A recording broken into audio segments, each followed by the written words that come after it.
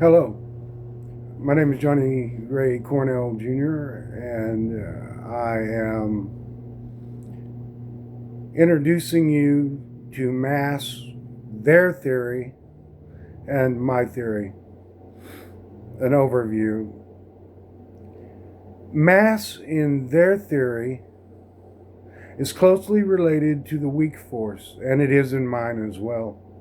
The weak force is the reason for mass, in my theory.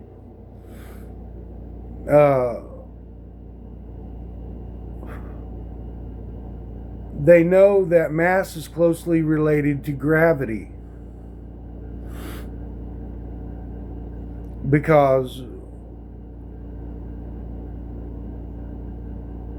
you cannot talk about mass without talking about light, because light is massless. Light has no mass. It carries momentum. It'll spin a light wheel, but it has no mass. Until when you talk about pair production, the light, the gamma, massless gamma, becomes two massive particles. The constituents for mass are in the light. It's just when does the light become mass? What is mass? Light, perfectly combined lasered gamma, is my theory, produces gluons. Perfectly combined lasered gamma produces gluons through stacking fundamental strings. We've talked about that on later videos, and we won't get into that on this video.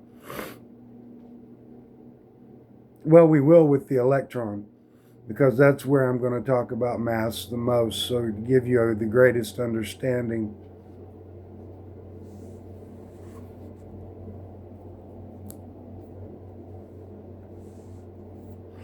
Mass, their theory, they have equations that describe mass changing with acceleration.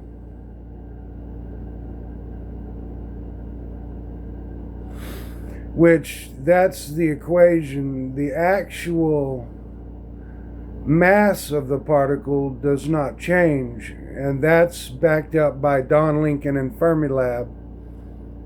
It's just the equation. Like, you cannot get a single proton flying by the Earth at light speed and create a black hole and suck in the Earth.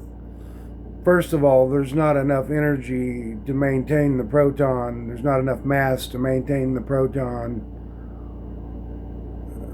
If it stops, if it slows down, it'll dissipate, and then it won't be a black hole no more. Anyway,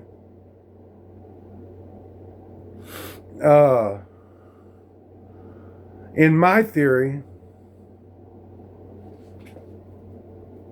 you can't talk about mass without talking about the electron, light, and pair production, because that's where mass is created, or in the creation of gluons. Because the creation of gluons, we have found out in our research, the creation of gluons creates mass out of light.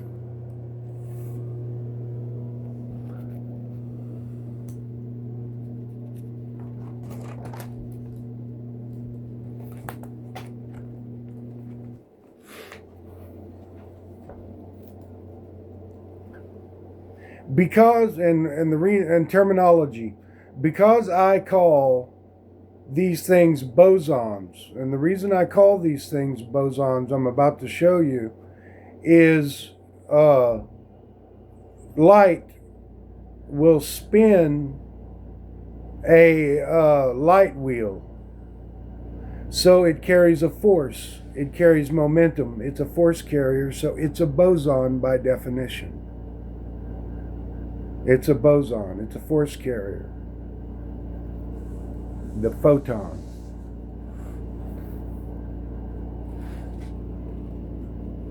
This is the boson. The bosons are fundamental strings of string theory. We talked about that on later videos. And these strings spin right or left and generate the weak force and bond. And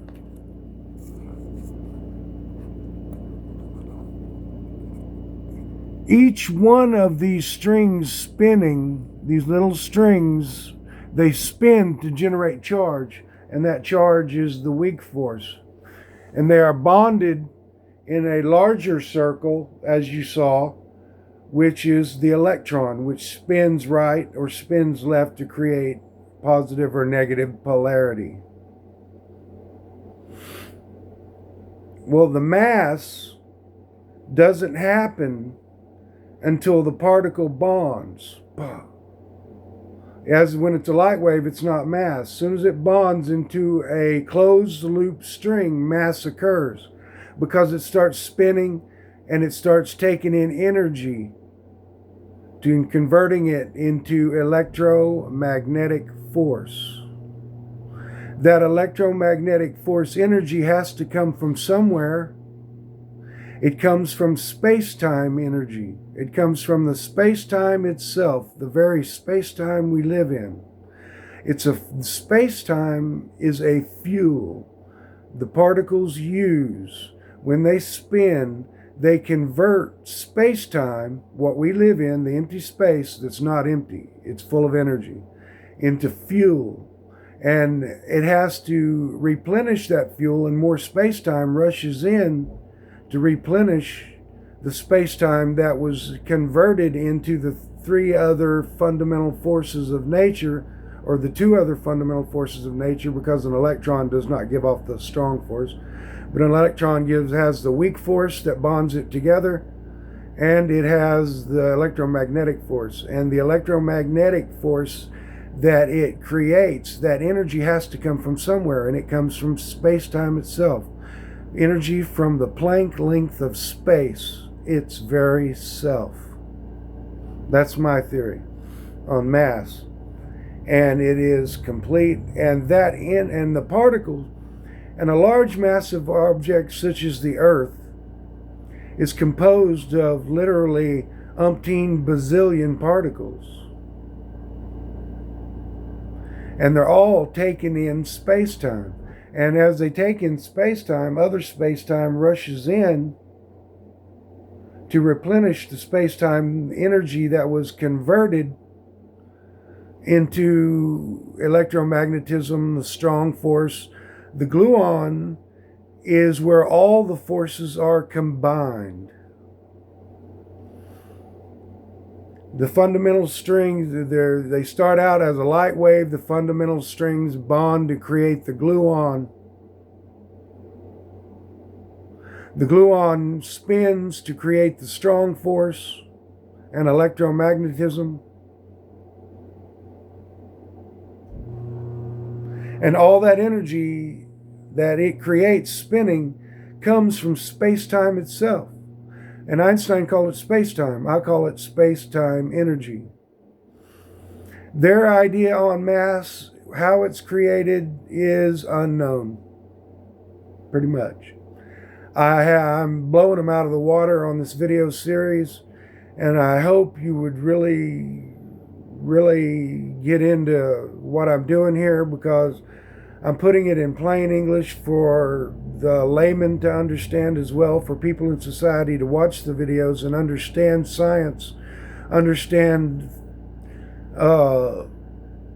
particle physics and theoretical physics from my perspective. And I think I'm the best in the world, and my theories are brilliant, I believe. Everyone thinks their own theory is brilliant, so but my theory takes into account everything. Well, anyway, you have a large, massive object as the Earth, constructed of all those particles that the Earth is made of. Well, it's taking in space-time energy.